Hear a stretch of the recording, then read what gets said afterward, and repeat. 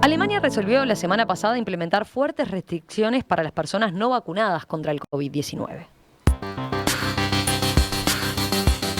¿Qué abarca?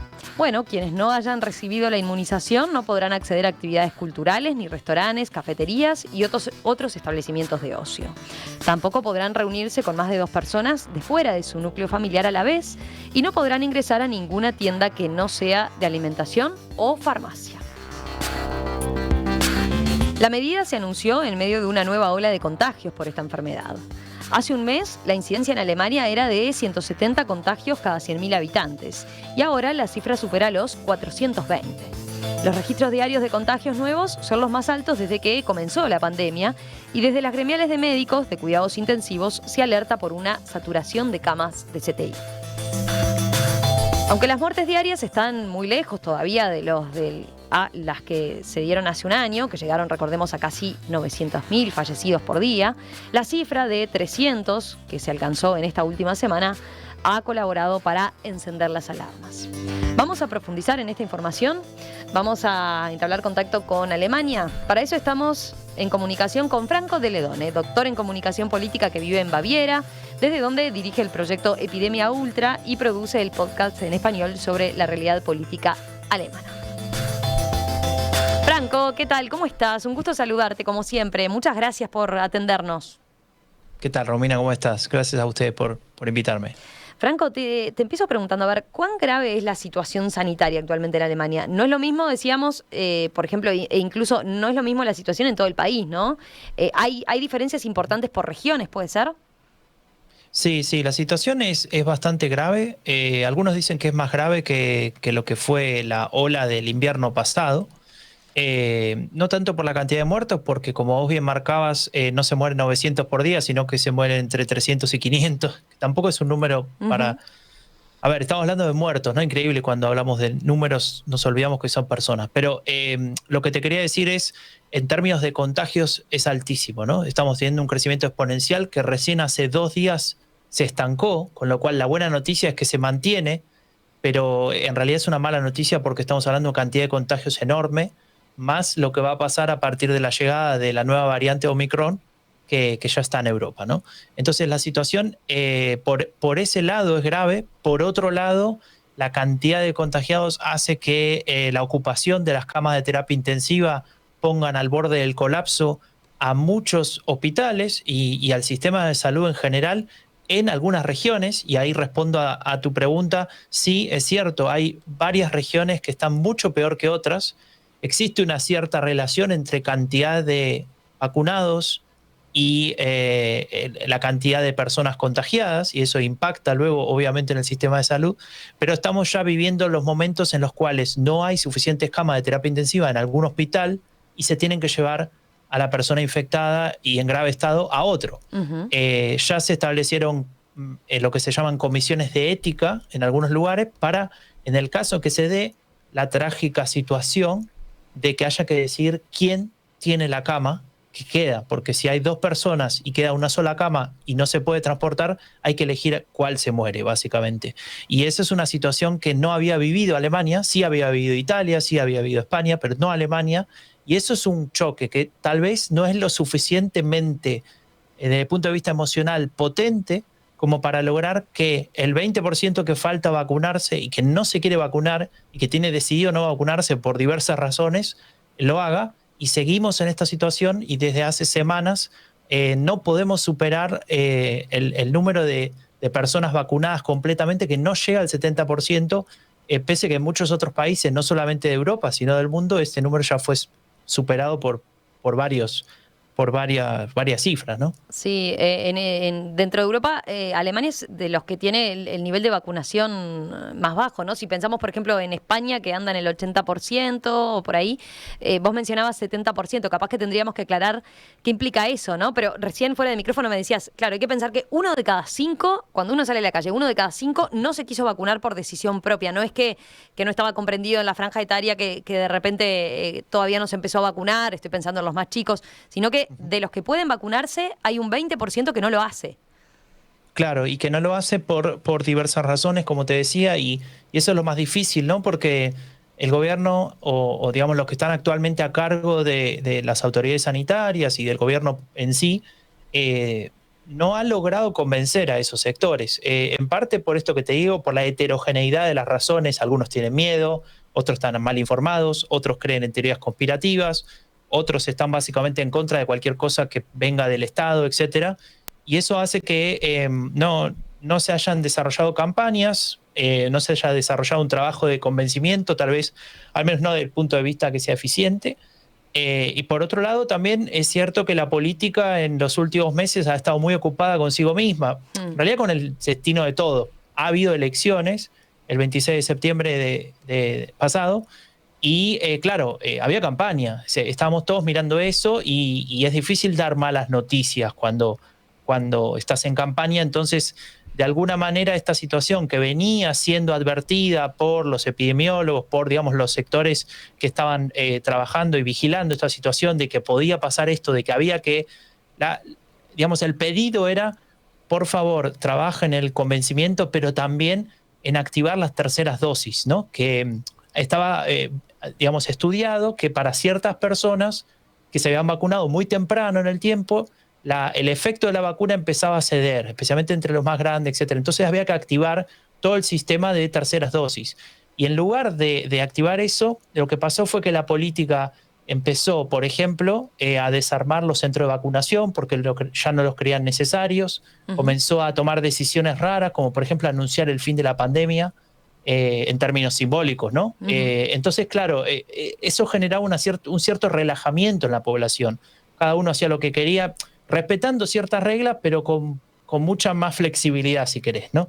Y eso generó que la situación se desmadre y pareciera que nos sorprende, pero en realidad no debería sorprendernos porque, como te decía, estaban las cartas sobre la mesa en ese sentido, ¿no? Claro. No fue inesperado, al menos en lo que se conoce ahora con toda la información que circula. Franco, tengo varias preguntas para hacerte. Una tenía que ver con eso, con el estado de situación, digamos, con el ánimo de la población en general. ¿Dirías que hay preocupación en la gente como lo que era la primera etapa de la pandemia? ¿O hay cansancio ya, un cansancio general que hace que, bueno, que se sepa, se mire el número, pero que igual, digo, la gente ha decidido como seguir con su vida en cierta manera, ¿no? Sí, esa es una situación complicada porque, a ver, los que nos hemos podido y querido vacunar, tenemos esa sensación de que seguimos rehenes de esta pandemia, no podemos hacer la vida que quisiéramos hacer por esta situación. A los que tenemos hijos también nos preocupa porque acá en Alemania solamente podés vacunar hasta los 12, a partir de los 12 años, entonces hasta los 12 años nuestros hijos no están vacunados, y si bien está estudiado que los chicos, los más pequeños, digamos, no se ven gravemente afectados si adquieren el virus, es cierto que no sabemos qué pasa con el long COVID y esas cuestiones, y también nadie quiere ver a su hijo enfermo de nada. Entonces la situación ahí también se pone complicada y en lugar de, tal vez si uno lo mira desde el punto de vista emocional, en lugar de tener ese miedo que tal vez teníamos al principio, en marzo del año 2020, cuando todo esto empieza y no sabíamos qué iba a pasar y todos esperábamos una vacuna o una cura o algo, ahora que tenemos eso, de alguna manera ese miedo se transforma en decepción y en algún punto hasta en enojo. En enojo, como te decía, con las personas que tal vez podrían haber tomado otras decisiones a tiempo, que bueno, puedo entender que se equivoquen, ¿no? Pero ese enojo igual está. Y también con las personas que no quieren vacunarse por la razón que sea, porque ahí aparece un elemento de solidaridad. No se trata solamente de protegerte a vos mismo, sino de no transmitir un virus. Y ahí ya aparecieron estudios hace muy poco que marcan que, por ejemplo, una persona vacunada, si se contagia, cosa que es raro, pero si llega a pasar, transporta e infecta a otros, o sea, contagia mucho menos que una no vacunada. Eso por un lado. Por otro lado, si una persona está vacunada, tiene mucho menos riesgo de ir a terapia intensiva si se enferma a una que no está vacunada. Y si no estás vacunado y sos una persona relativamente joven, seguramente te toca ir a una cama de terapia intensiva y la ocupás por mucho más tiempo, por muchos más días, de lo que la ocuparía, por ejemplo, alguien más adulto que tal vez se enferma. Entonces estás ocupando el sistema de salud por mucho más tiempo del que podría ser, ¿no? Entonces estamos hablando de todos problemas evitables y eso creo lo que más te indigna, ¿no? Cuando lo pensás a fondo de por qué no nos vacunamos todo y volvemos a la vida normal en lugar de discutir si el Estado me lo impone, si no me lo impone, si hay una teoría conspirativa o no, etcétera. Y la verdad que eso me saca un poco de mi lugar, si querés, en este momento de analista y me pone bastante indignado, ¿no? Te iba a preguntar a propósito, eso, ¿cómo cayeron las medidas como tal, ¿no? Porque, a ver, la semana pasada ya la canciller Angela Merkel, ahora saliendo del gobierno, y el nuevo canciller Olaf Scholz, hacían estos anuncios un poco con lo que se venía, claramente, medidas para no vacunados, eso en primer lugar. ¿Cómo cayó el hecho Claro. de dividir en dos bandos, digamos, a la población, ¿no? Porque yo las repasaba recién en el comienzo, ¿no? Son medidas bastante drásticas. Los no vacunados tendrán que limitar sus encuentros a su núcleo familiar y dos otras personas como máximo. No podrán acceder a restaurantes, sitios culturales, comercios no esenciales, excepto ir a comprar comida y a la farmacia, ¿no? Sí, mira, esta situación me hace acordar mucho a cuando en algún momento, capaz que hace un par de años, pero para mí es hace poco, vos me llamaste y hablamos de las nuevas derechas, ¿no? De la Mm. ultraderecha y de cómo crecía no solamente en Alemania, sino en Europa, etcétera. Y yo te decía, lo que pasa es que tenemos esa sensación de que hay un grupo muy grande de personas que vota a estos partidos, está indignado, etcétera, y que se autodenominan esa mayoría silenciosa que nadie escucha, pobres, y en realidad son una minoría muy ruidosa, ¿no? Y en este sentido me pasa algo parecido, o yo lo entiendo de alguna manera similar. Hay un grupo pequeño que llega hasta aproximadamente el 20% de los que pueden vacunarse que no se quieren vacunar por todas las razones que decíamos antes, y ese grupo de alguna manera está sobre representado o estaba, al menos hasta estas medidas, en la atención de los medios, es decir, en lo que se veía en la agenda y Ujú. por consiguiente en la agenda de los propios políticos. Entonces aparecía un cierto temor a hacer, entre comillas, enojar a estos sectores por tomar medidas en las cuales el Estado tenía que decirle a la gente, bueno, tienen que tomar esta decisión y no queda otra, por cuestiones electorales, se quiere, por cuestiones de opinión pública, de imagen, de lo que sea, no se tomaba esa decisión, se argumentaba que jurídicamente no funcionaría, que iba a haber muchos problemas desde el punto de vista jurídico, lo que sería el equivalente a la Corte Suprema, es decir, el organismo Ujú. jurídico más importante, dijo, no vemos un problema en ese sentido, con lo cual quedaba descartada esa hipótesis, al menos en principio. Y entonces esa situación genera en la discusión política que ese grupo de personas que se estaba comportando de determinada manera pareciera como que hay conformar una especie de mitad de la población contra la otra mitad. Y Ujú. esto no es así. Digamos, para de alguna manera graficar esto que te estoy diciendo, te cuento un par de números de Ujú. estadísticas, digamos, de opinión pública que salieron ahora. Aproximadamente el 79% de la población está enojada y, digamos, no está contenta con el manejo que se estuvo haciendo de la pandemia, hasta menos hasta ahora. Con lo cual eso muestra que había necesidad de un cambio. Algunos pedían la vacunación obligatoria, otros pedían las medidas que vos leíste antes, pero digamos, claramente estamos mal, ¿no? Y hay que cambiar algo. Y cuando esta encuesta de Infratest Team-Up, que después puedo pasar el link si alguien las quiere mirar, se pregunta sobre estas medidas que vos acabas de denunciar, el 60% cree que no van lo suficientemente lejos, o sea que Mira, tendrían que ser todavía más más duras, ¿no? drásticas. Ujú. Más drásticas. Entonces, claro, el 60% es casi 2 de cada 3. Entonces, esos son indicadores que te muestran que Alemania, o al menos estos sectores mayoritarios de Alemania, necesitan que la política realmente accione en ese sentido y que se deje de alguna manera estas instancias de discusión eterna. Y lo último que, digamos, para decirte el espejo que tiene al lado, ¿no? Y esto es algo más, si querés, cultural. En Alemania siempre está esa sensación de que en Italia todo funciona mal, que todo es un caos, que Italia siempre es lindo, pero al mismo tiempo es desordenado, etcétera. Bueno, ahora Italia tiene una cuota de vacunación mucho más alta, salen de la pandemia, pueden hacer una vida normal, etcétera, etcétera, etcétera. Y los titulares de los diarios son, ¿cómo puede ser que en Italia sí y acá no? Lo cual Claro. es medio despectivo también, pero el planteo de alguna manera tal vez mueve algunos, como te decía, resortes, en esa cultura, en esa, digamos, comparación con el vecino, y tal vez de alguna manera esa actitud se modifique. Decías, ahora sí hay consenso político, ¿no? En general en las medidas que se tomaron y por lo visto uno de los próximos desafíos que tiene Olaf Scholz, el próximo canciller, socialdemócrata él, es establecer efectivamente la vacunación obligatoria, algo que era impensado capaz hasta hace unas semanas, ¿no? Era impensado, era absolutamente impensado, y si vos me lo preguntabas hace unas semanas te iba a decir que nadie quería hacer eso. Ahora eso cambió. Y mira, el jueves pasado se publicó una entrevista en exclusiva del diario Die Zeit a Olaf Scholz, ¿no? Que va a ser el futuro canciller de Alemania. Y una de las respuestas que dio era muy clara. Decía, en mi gobierno no hay más líneas rojas. Es decir, líneas rojas como metáfora de esto es lo que hay que hacer. Sino que él estaba abierto a cambiar, si había que cambiar, a modificar lo que haya que modificar y a cambiar de opinión incluso, pese a que se haya dicho una cosa, a decidir otra, si la situación, si el contexto lo demandaba. Lo cual es un mensaje fuerte porque Olaf Scholz se caracteriza por ser alguien en algún sentido muy parecido a Merkel, ¿no? Alguien muy pragmático, muy ordenado, poco carisma, poca, digamos, chispa a la hora digamos, si querés, de compararlo con un político en Latinoamérica, pero muy claro, digamos, en su frase y siempre manteniéndose dentro de los márgenes, ¿no? Nunca diciendo algo fuera de lugar. Y esta línea, para esos parámetros que te estoy escribiendo, esta declaración de las líneas rojas es una salida de tono para alguien así.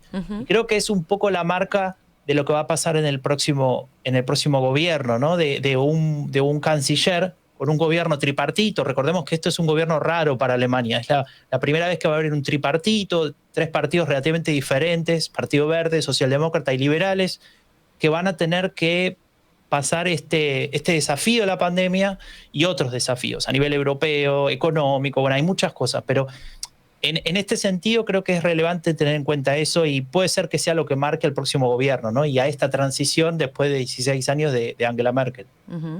Y ahí como la votación en principio saldría la obligatoriedad de la vacuna, o sea, en general hay consenso también en eso, más allá de las restricciones ahora que yo mencionaba antes para los no vacunados, podría hablarse de sí, de que están los votos para establecer la obligatoriedad. Mira, eso ahí te voy a tener que responder como Olaf Scholz. Primero él dijo, vamos a formar gobierno, ¿no? Vamos a terminar de formar gobierno. O sea, nosotros tal vez tenemos esa falsa idea de que, bueno, alguien vota, gana, es canciller. Y no, es más complejo acá. Hay que ir a hacer una sesión de constitución, tenés que tener la mayoría de investidura, perdón, tenés que tener la mayoría de los votos en la Cámara, etcétera. Entonces él dice, vamos a esperar hasta armar el gobierno efectivamente, pese a que de facto ya se saben quiénes son los ministros, se sabe todo. En las redes estuvieron mostrando su despacho, ¿no? Un poco desubicado también en esta situación, pero bueno, entiendo la euforia o la alegría de ciertas personas. Entonces, cuando se forme eso, que va a ser en esta semana, si no me equivoco, ahí recién se va a empezar a trabajar en eso, y él dijo que hasta febrero no se lo imaginaba, y que también se imaginaba que lo iban a hacer paso a paso, es decir, en primer lugar, implementar la vacuna obligatoria para ciertos grupos que tienen que ver con determinadas profesiones, por ejemplo, si trabajás en un asilo de ancianos, claro, si trabajás, bueno, en circunstancias donde es necesario, y después se va a ir evaluando en función de cómo se desarrolla la situación si esto se implementa masivamente. Lo cual, de verdad, a mí me cuesta mucho, capaz que porque, si bien vivo hace muchos años acá, a veces me choca eso, me cuesta entender que no se tomen decisiones un poco más claras, ¿no? En ese sentido, que se espere y qué sé yo. Pero bueno, también lo entiendo. En cierto sentido es una forma de estructurar el discurso y la toma de decisiones. Entonces esto no pasaría, eventualmente no pasaría hasta febrero, con lo cual sí, posiblemente estén los votos. De hecho, estos 3 partidos, si están los 3 de acuerdo, tienen la mayoría, por algo pueden formar gobierno, pero bueno, tampoco me atrevo a decirte que esto efectivamente va a suceder. Bien. Franco, te hago una última pregunta que me quedó pendiente de al principio, cuando hablamos de las cifras y de la situación, efectivamente, de cómo estaba la situación sanitaria, digamos, ¿no? Vos decías esa disparidad en algunas regiones, sí, con mucha preocupación, y mencionábamos este elemento para tener en cuenta, ¿no? 900, en lo peor de la pandemia para Alemania eran 900 fallecidos por día, y ahora están en un rango de entre 300 y 500. ¿Qué se sabe de esos fallecimientos? En muchos países se habla de la epidemia de los no vacunados. vacunados. Tú lo decías, los estudios indican que uno es mucho menos propenso a caer hospitalizado, caer en CTI y además, por supuesto, fallecer si se vacunó. Pero ¿se están desagregando esos números? En general, se confirma en el día a día con esos estudios, con lo que tiene que ver con esa idea de que efectivamente está haciendo, la epidemia hoy en día está atacando a los no vacunados. Mirá, sí, hace poco yo estaba viendo esa data, ahora mismo no la recuerdo de memoria, pero me acuerdo de algo que era muy interesante. Cuando empieza esta nueva ola, que si no me equivoco es la cuarta o la quinta, no sé, Sí, ya no sé ya hemos qué perdido hora la es. referencia, ¿no? Sí, Los es números de increíble. las olas. Es increíble. Bueno, te decía, ahí se veía que cuando se desagregaban por vacunados y no vacunados, la mayoría de los infectados y después por consiguiente la mayoría de los muertos eran personas que no estaban vacunadas. Ahora, cuando empieza a suceder lo que te decía hace un rato, de que empieza a ceder el efecto de las dosis de los que se vacunaron a principios de año, que básicamente son los mayores, empezaron con los mayores de 70 y después se fue armando los grupos. Bueno, creo que en Uruguay fue parecido, Sí. ¿no? Como por sectores de población y de profesión, etcétera. Cuando empieza a ceder esa dosis, se pide que se arme las terceras dosis, como te contaba. Y eso demoró bastante. Ahora creció bastante rápido, o sea, se pudo reactivar, pero al principio demoró. En ese segmento de tiempo, ahí fue donde se contagió una cantidad relativamente importante de personas que estaban vacunadas, que son las que más podían verse afectadas por ese virus, porque, por la edad, etcétera.